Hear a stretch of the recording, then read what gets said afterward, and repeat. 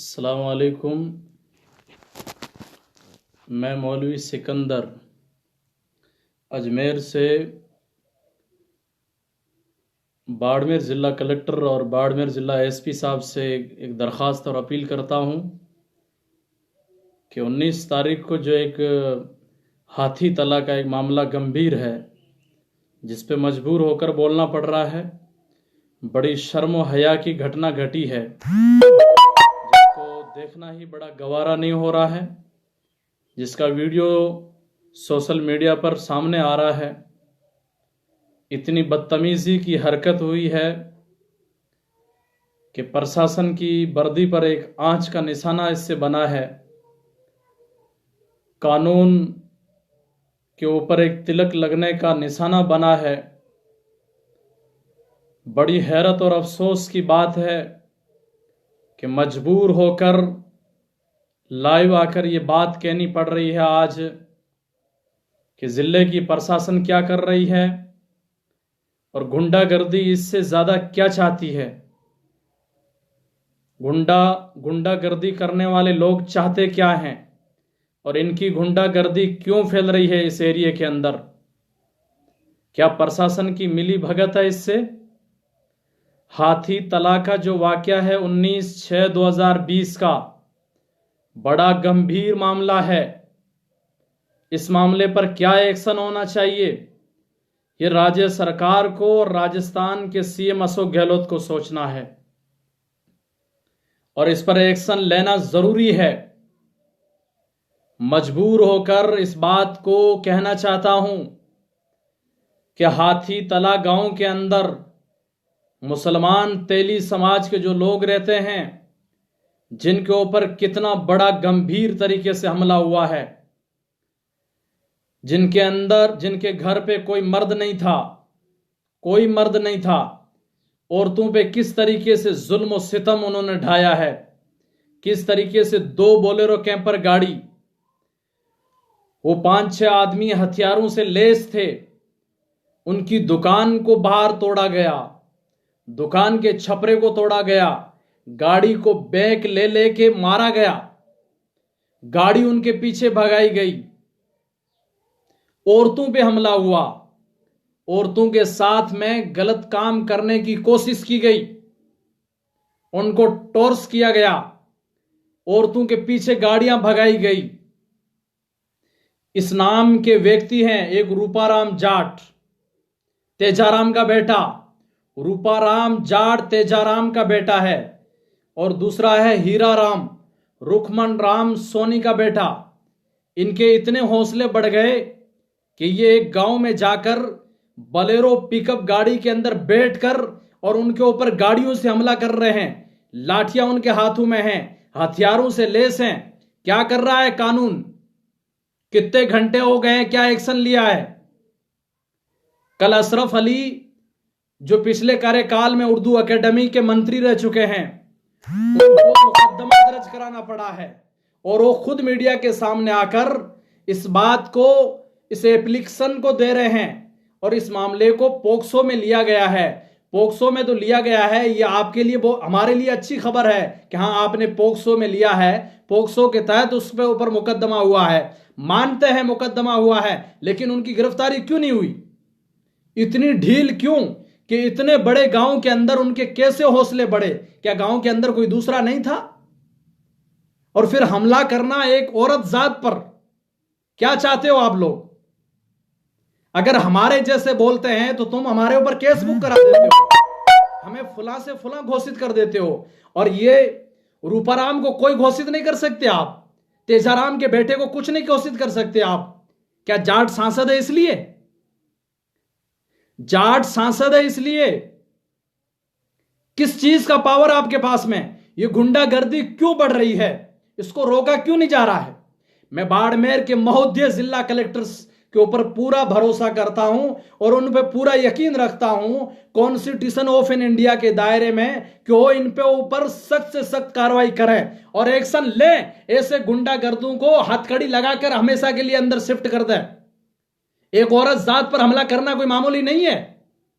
बाड़मेर के महोदय एसपी साहब से भी कहना चाहता हूं कि एसपी साहब, हम आपकी वर्दी की इज्जत करते हैं, आपकी भी इज्जत करते हैं, आपका सम्मान करते हैं, बहुत इज्जत और एहतराम से आपका सम्मान करते हैं। लेकिन जो हरकत हुई है, जो घटना हुई है, इसके ऊपर सख्त से सख्त कार्रवाई की जाए। पिछले कुछ दिनों से जो कुछ बोला जा रहा है, और अगर हम बोलते हैं तो हमारे खिलाफ कार्रवाई होती है, हमारे खिलाफ मुकदमे होते हैं। अब इस बात पर नहीं बोले क्या? खामोश रहें? नहीं बोले? हम किसी जात पात को निशाना नहीं बना रहे हैं, किसी मजहब को, किसी धर्म को टोरच नहीं कर रहे हैं। बल्कि मेरी खुल्लम खुल्ला चैलेंज है कि इस व्यक्ति के खिलाफ कार्रवाई की जाए। रूपाराम जो जाट है, तेजाराम का बेटा, इसके खिलाफ कार्रवाई की जाए। और अगर नहीं कार्रवाई की गई तो फिर सोच लेना कि क्या होगा।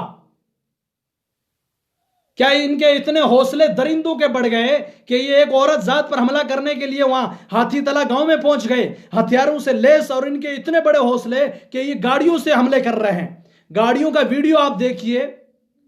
एसपी साहब, शर्म महसूस होगी, एक घिन महसूस होगी। आप कार्रवाई कीजिए, आपके ऊपर पूरा भरोसा है, कानून है। अगर आप कार्रवाई नहीं करेंगे, आप अगर इनके खिलाफ कोई एक्शन नहीं लेंगे, तो आप अगर इनको दरिंदों को गिरफ्तार नहीं करेंगे, तो इससे यह साबित होगा कि प्रशासन की और पुलिस प्रशासन की इसमें पूरी मिली भगत है, और प्रशासन के जरिए से इन दरिंदों के हौसले बढ़े हुए हैं।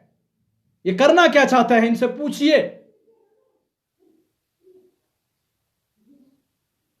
गुंडागर्दी का राज नहीं चलने वाला, कानून के हिसाब से चलना पड़ेगा। हर एक ये वहां की अमन परस्ती को और प्यार मोहब्बत को खत्म करना चाहते हैं, लेकिन होने नहीं देंगे। कभी किसके ऊपर हमला हो रहा है, कभी किसके ऊपर, कभी कर्नल सोनाराम जाट के ऊपर हमला हो रहा है, कभी हनुमान बेनीवाल के ऊपर हमला हो रहा है, कभी किसके ऊपर हो रहा है, कभी किसके ऊपर हो रहा है। ये कोई तमाशा बना रखा है क्या? तमाशा बना रखा है। इनके इतने बड़े हौसले हैं कि एक कैबिनेट मंत्री है जिसको पूरी जेड सुरक्षा मिली हुई है, उसके बावजूद भी हमले कर रहे हैं। क्यों नहीं हो रही कार्रवाई? अगर कार्रवाई नहीं हो रही है तो इसका मतलब कि खुल्लम खुल्ली साजिश है, मिली भगत है। कार्रवाई करो। चाहे वो सांसद पर हमला हो तो सांसद भी जिले का है, उसके ऊपर अगर हमला हुआ है तो उसके खिलाफ, दरिंदों के खिलाफ कार्रवाई करनी चाहिए। अगर बेनीवाल के ऊपर हमला हुआ है, गलत तरीके से किया गया है, कोई पॉलिसी और कोई साजिश नहीं है, तो फिर उसके खिलाफ कार्रवाई करनी चाहिए। अगर कार्रवाई पुलिस प्रशासन करेगी, एसपी महोदय साहब करेंगे, एक्शन लेंगे, तो पुलिस को हम अच्छी निगाह से देखेंगे, उनको शहरे पहनाएंगे, उनके ऊपर फूल बरसाएंगे, कानून की इज्जत करेंगे। इज्जत करते थे, करते हैं और करते रहेंगे। लेकिन कानून को चाहिए कि कानून के दायरे में उनके खिलाफ सख्त से सख्त एक्शन होना चाहिए। सदर थाने में अगर मुकदमा दर्ज हुआ है तो सदर थाना के प्रशासन को, सदर थाना के कर्मचारी को, अधिकारी को एकदम गहराई से जांच करके उन दरिंदों को गिरफ्तार करके उनके हाथ में हथकड़ी लगाकर उन दरिंदों को ऐसी सलाखों के पीछे डाला जाए कि उनकी आने वाली पीढ़ी और नस्ल में ऐसे दरिंदे कभी पैदा ना हो सके। क्या वो औरतें आपको आवारा नजर आ रही है? क्या वो लोगों की बेटियां आपको आवारा नजर आ रही है? क्या उनके पीछे कोई बोलने वाला नहीं है? हां, अगर किसी भी जाति वर्ग की औरत पर हमला होगा, हम बोलेंगे।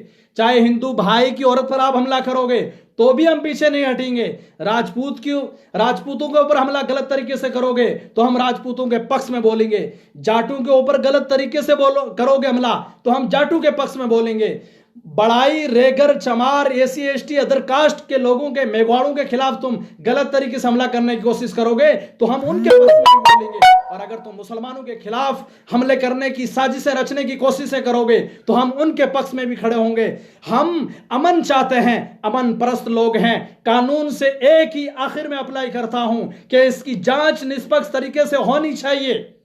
फिर यह मत सोचना कि आपने ये बोल दिया, बगैर सिचुएशन से ये बोल दिया। मैं कह रहा हूं, मैं सीएम साहब से भी दरखास्त करता हूं, गुजारिश करता हूं कि इनके खिलाफ एक्शन लिया जाए। राजस्थान के डीजी साहब से भी दरखास्त करता हूं कि महोदय डीजी साहब, आप इनके खिलाफ सख्त से सख्त एक्शन लीजिए। ये क्या कर रहे हैं? इन्होंने कैसी बदतमीजी की हरकत की है? क्या इंसान अगर देखता है तो इंसान की इंसानियत मर जाती है। औरत के अंदर कितनी ताकत होती है। बेबस औरत होती है जो घर के अंदर रहती है, उसके ऊपर गाड़ियों से, हथियारों से, फायरिंग के जरिए से हमला हो रहा है और उनमें से एक बच्ची को उठाने की साजिश हो रही है, उसकी दुकानों को तोड़ा जा रहा है। ये जालिम लोग ऐसे हैं।